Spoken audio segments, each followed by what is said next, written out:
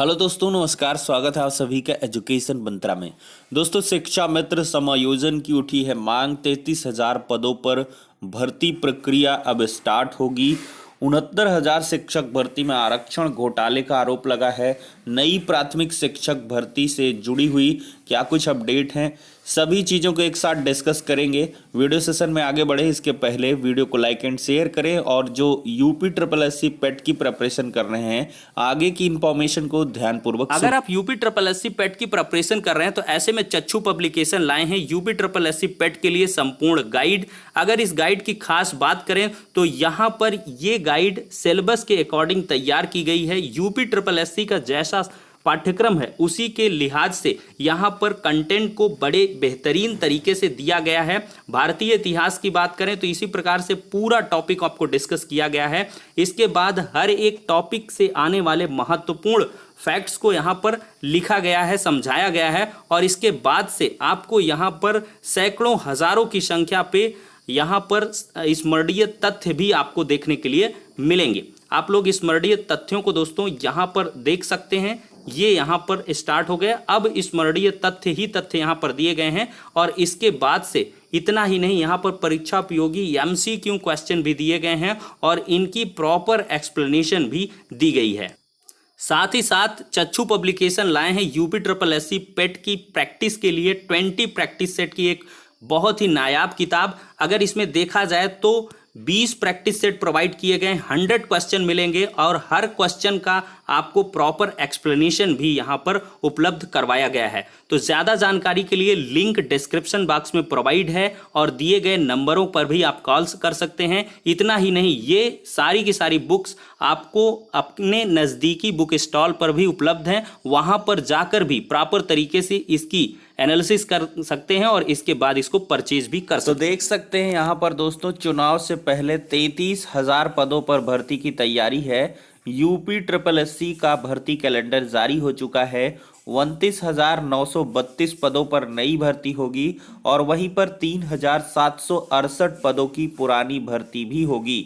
2016 से जो अटकी हुई भर्ती, ऐसे 7 परीक्षा के परिणाम सितंबर तक जारी हो जाएंगी।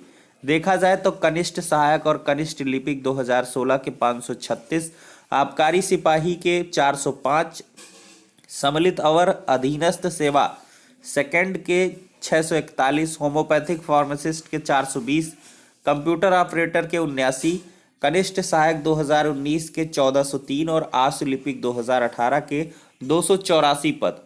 और यहाँ पर देखा जाए दोस्तों तो युवाओं को लुभाने के लिए बड़ा दांव उत्तर प्रदेश अधीनस्थ सेवा चयन आयोग ने विधानसभा चुनाव से पहले 2022 तक 29,932 इन रिक्त पदों पर नई भर्ती का कैलेंडर जारी कर दिया है। कई वर्षों से लंबित कनिष्ठ सहायक लिपिक समेत 7 भर्तियों को अंतिम तौर पर पूरा करने का संभावित कार्यक्रम भी जारी किया गया है। इससे 3,768 युवाओं को नौकरी मिलेगी। आयोग कैलेंडर पर अमल कर सका तो 33,700 से अधिक युवाओं को चुनाव से पहले सरकारी नौकरी मिल जाएगी। चेयरमैन प्रवीर कुमार की मंजूरी के बाद सचिव आशुतोष मोहन अग्निहोत्री ने लंबित भर्तियों के साथ द्विस्तरीय परीक्षा प्रणाली में प्रस्तावित प्रारंभिक अर्हता परीक्षा पीईटी और उसका परिणाम घोषित होने के बाद मुख्य परीक्षा के जरिए अलग अलग भर्तियों का विस्तृत कैलेंडर जारी कर दिया। आयोग 20 अगस्त को पीटी करवा रहा है। पीटी में पास होने वाले अभ्यर्थी ही मुख्य परीक्षा में शामिल हो सकेंगे। तो दोस्तों, यहाँ पर 8 महीने में 33,700 पदों पर भर्तियां होनी है।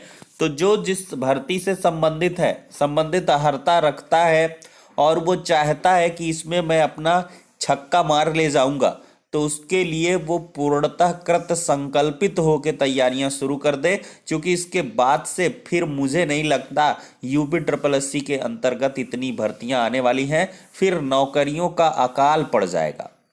नौकरियां एकदम से है ही नहीं, चूंकि इतना समेट के रख दिया गया है। 33,000 पदों पर अधीनस्थ में कभी इतिहास में नहीं भर्तियां हुई हैं। अगर इतनी भर्तियां कर देंगे तो फिर कहाँ से आएंगी भर्तियां। तो इस वजह से जो भी युवा हैं वो पूरी तरीके से यहाँ पर तैयार हो लें, कमर कस लें और इस अवसर को बिल्कुल भी ना चूकें। आप लोग एक जो है हमारा व्हाट्सएप ग्रुप है उससे भी जुड़ सकते हैं। उसका लिंक डिस्क्रिप्शन बॉक्स में मिल जाएगा, वहां आपको प्रिपरेशन करवाई जाएगी। तो चलिए दोस्तों, बढ़ते हैं अगली अपडेट की तरफ। दोस्तों, जैसे जैसे चुनाव करीब आ रहा है, वैसे वैसे जो विभिन्न पीड़ित वर्ग है वो लगातार अपनी मांगों को उठा रहे हैं। तो ऐसे में शिक्षा मित्र 4 साल से इस आस में बैठे हैं कि कब सुनेगी सरकार। यहाँ पर अनिल कुमार यादव हैं। अध्यापक सेवा नियमावली में संशोधन करते हुए सरकार अपने संकल्प पत्र में किए वादे के अनुसार प्राथमिक विद्यालयों में 1,55,000 शिक्षक मित्रों को शिक्षक बनाए। जुलाई 2017 में समायोजन निरस्त होने से अब तक हजारों शिक्षा मित्रों की जान अवसाद के कारण चली गई है। आज उनका परिवार जीने के लिए संघर्ष कर रहा है। तो दोस्तों, यहाँ पर शिक्षा मित्रों के समायोजन की मांग लगातार जारी है और यहाँ पर बताया जा रहा है कि शिक्षा मित्रों के परिवार की दयनीय स्थिति के ये सिर्फ 2 उदाहरण है। ऐसा न जाने कितना शिक्षा मित्र चुनाव और कोरोना ड्यूटी के दौरान संक्रमण से चल बसे। उनके परिजन 2 जून की रोटी के लिए मोहताज है। योगी जी ने शिक्षा मित्रों के निधन पर उनके परिवार के एक सदस्य को शिक्षा मित्र पद पर ही नियुक्ति देने का आश्वासन दिया, लेकिन अब तक ऐसा कुछ नहीं हुआ। 3 साल में हाई पावर कमेटी की रिपोर्ट का इंतजार है अभी भी शिक्षा मित्रों को। देखा जाए तो उप मुख्यमंत्री डॉक्टर दिनेश चंद्र शर्मा की अध्यक्षता में हाई पावर कमेटी गठित की गई थी। शिक्षा मित्रों की प्रमुख मांगों में 12 महीने का मानदेय देते हुए सेवा काल, 62 वर्ष मानदेय बढ़ाने, प्रतिवर्ष महंगाई के क्रम में मानदेय बढ़ाने, टीटी पास शिक्षा मित्रों को सहायक अध्यापक का दर्जा देने, 14 सीएल निःशुल्क चिकित्सा सहित तमाम लाभ शामिल करने थे। इस कमेटी की बैठक 20 अगस्त 2018 को हुई थी, लेकिन 3 साल बीतने के बावजूद रिपोर्ट सार्वजनिक नहीं हो सकी है दोस्तों। 1,37,000 शिक्षा मित्रों का समायोजन हुआ था और सुप्रीम कोर्ट से निरस्त हुआ था। तो शिक्षा मित्रों की भी अपनी पीड़ा है दोस्तों यहाँ पर, और ये वाकई संघर्ष से गुजर रहे हैं। इनका मानदेय 10,000 से कम 20,000 रुपये अवश्य कर दिया जाना चाहिए। उत्तर प्रदेश सरकार से मेरी स्पेशली रिक्वेस्ट है शिक्षा मित्रों के क्रम में कि कम से कम 20,000 इनको मानदेय मिलना चाहिए भाई। आज के महंगाई के दौर पे 10,000 रुपये क्या होते हैं, और इनका भी परिवार है और एक बार ये सहायक अध्यापक थे। तो कम से कम योग्यताएं हरताएं न रखने की वजह से या जो मतलब तत्कालीन कंपटीशन है उसमें अपने अनुरूप ये नहीं कर पाए परफॉर्मेंस, तो कम से कम इनकी कीमत थोड़ी सी बढ़ानी चाहिए। कम से कम 20,000 एक सम्मानजनक मानदेय यहाँ पर हो जाएगा। दोस्तों, देखा जाए तो बीएड पूर्व में जारी प्रवेश पत्र भी मान्य होंगे। लखनऊ विश्वविद्यालय ने कहा है 28 जुलाई को जारी होंगे संशोधित प्रवेश पत्र, और जो पहले वाले डाउनलोड कर लिए हैं वो लोग भी जा कर के इन एग्ज़ाम को दे सकते हैं। दोबारा डाउनलोड करने की आवश्यकता नहीं है दोस्तों। वहीं पर देखें दोस्तों तो बार बार परिणाम बदलने से घिरा आयोग, 3 पीसीएस परीक्षाओं में 2 के रिजल्ट में हो चुका है संशोधन। परिणाम संशोधन के बाद कई सफल अभ्यर्थियों को छांटकर कर दिया गया है बाहर। पीसीएस परीक्षाओं के परिणाम लगातार संशोधित होने से यूपीपीएससी की कार्यप्रणाली पर सवाल उठ रहे हैं। आयोग पिछली 3 परीक्षाओं के दौरान 2 परीक्षाओं के परिणाम विभिन्न कारणों से 3 बार संशोधित करने पड़े, और हर बार संशोधित परिणाम जारी होने के बाद बड़ी संख्या में अभ्यर्थी छांटकर बाहर हो गए। तो दोस्तों, ये बड़ा गड़बड़ झाला नजर आ रहा है यहाँ पर। वहीं पर देखें 69,000 शिक्षक भर्ती में आरक्षण घोटाले का मामला है। अभ्यर्थियों ने अपनी मांगों को लेकर प्रदर्शन किया। इको गार्डन में सरकार के खिलाफ प्रदर्शन किया। सपा एमएलसी शशांक यादव प्रदर्शन में पहुंचे। भारत समाचार पर छापेमारी की निंदा भी की गई। कल का ये मामला 3:19 का।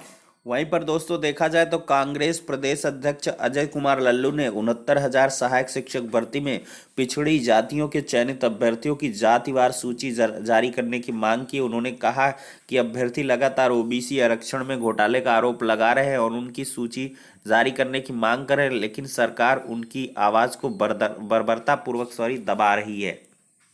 लल्लू जी ने कहा है कि पिछड़ा वर्ग आयोग की रिपोर्ट को दरकिनार कर सहायक अध्यापकों को नियुक्ति पत्र दिया गया। इससे साफ होता है कि सरकार आरक्षित वर्ग के अधिकार नहीं देना चाहती। उन्होंने भाजपा के ओबीसी वर्ग के नेताओं को ललकारते हुए कहा है कि उनकी आत्मा अपने ही वर्ग के लोगों पर लाठियां पड़ते देख भी नहीं जागी।